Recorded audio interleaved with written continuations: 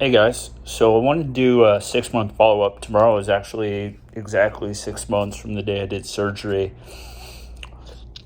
Obviously, you can see I went back into the ortho again today. I was actually supposed to have my expander out, but he said he wanted me to wait 6 more weeks because my upper jaw had gotten so big that he wanted to ensure that it was really stable so he could focus on really trying to pull my lower teeth out at nighttime and work off like a stable base.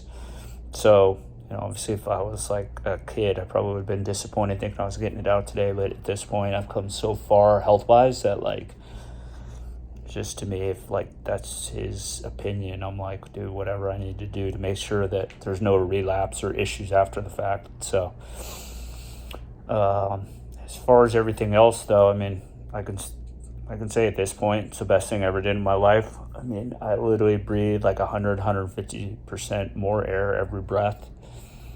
I've never breathed well through my nose, and now it's like night and day.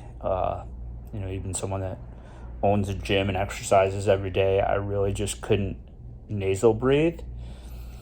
And especially the last month, I started working with a myofunctional therapist. Here's my biggest thought on people that are doing this surgery is that if your tongue's rested on the floor of your mouth because your basically cage has been too small your whole life, most people just aren't aware that like the tongue doesn't fit, therefore it doesn't live on the roof of your mouth the way it should. And it's not just being there, it's the force that it can generate to seal your lips. Because if that's solid, it's going to keep your tongue from falling out of the back of your throat. But for me, chronic fatigue for 15 years and even 5 months into this, I was working out and felt amazing in the gym, like workout wise, like my ability to breathe and just train harder. But like my fatigue and brain fog was still horrible. And then basically like 2 weeks ago, I started sleeping dramatically different. I can tell at this point, like, I've been foggy every day for so many years now that, like, it's one of those, you're like, you just don't remember what normal or good feels like. So I would just say, like, my memory, cognition, and just ability to recall information is like night and day in the last 2 weeks just from sleeping way better. And literally like nothing else changed except for starting to do exercises with my tongue like 3 times a week or 3 times a day for like 5 minutes. But I really think, even after the first few weeks of doing it, it's like I would breathe through my nose like on an assault bike, which is really hard in the gym. But I couldn't really pull air like I can now just because I can really push into the roof of my mouth rather than just kind of being there without being able to create that much force. So that is huge. And I would say even for me, like a lot of orthodontists or surgeons aren't going to tell you to go do this. And yeah, you're going to pay out of pocket for it if your insurance doesn't cover it. But like it's night and day for those that have dealt with like fatigue and sleepiness issues to ensure now that you have the space in your mouth that you retrain your tongue to do what it's supposed to do for the rest of your life so that you're getting all the benefits of the space opening up in your airway. But even for me, like working with a myofunctional therapist, like because I haven't had good tongue strength, like I can't dissociate my lower jaw from my tongue. So, even for me, when I like say things like Thomas, your tongue's never supposed to cross the threshold of your teeth.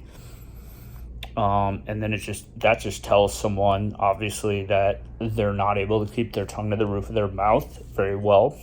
And that changes how we swallow, how we pressurize our jaw, which is really important for long-term health. So for me, just seeing there's simple things that people say, and I mean, my myotherapist is probably in her 60s, and she'll do this stuff that looks super easy, and I can't even do it. Even if I go slow and I'm trying really hard, it's like physically I'm incapable just because I've lived a life with my tongue on the floor of my mouth. So other than that, I've had tons of people reaching out to me just knowing that I've come this far along. And it's like, they're like, doesn't it suck having that in the back of your mouth? And it's just kind of one of those things you just get used to. Outside of not being able to eat hard foods for like 5 months or so, like everything else, it's like You don't feel it when you turn the an expander, and it's kind of one of those things where like a day or two after the surgery, once the swelling went down, it was kind of like, I'd say after the first week, there was nothing, no pain. So for the most part, like outside getting braces as an adult, like the health benefits and just all the medical research I've read is, I mean, it's just ridiculous, from hormones, energy, sleep, cardiovascular issues, even all the stuff, dementia, Alzheimer's, cancer. It's kind of like if we don't sleep, we don't get appropriate levels of growth hormone, we don't recover, and this leaves our body susceptible to all disease because we can't buffer inflammation. So most people just don't have context that like everyone in society today, their jaws are 30-40% smaller than they were a few hundred years ago. And so the science isn't quite there yet. So obviously if people are looking into this, they probably have some forward-thinking doctors, but they just don't have context relative to where they are versus kind of like what a healthy norm would be, even modern day. And, obviously there's ideal size from a practitioner standpoint, but like it's more of a symptom-based situation where obviously if you can breathe well and there's no symptoms related to sleep or gut issues, neck pain, low back pain, all those types of things just from chronic inflammation, it's just a matter of being able to breathe well for the rest of your life. And I mean, this has given me that, and it's been a game changer. So for anyone thinking about doing it outside of the expense of it all, just well worth it.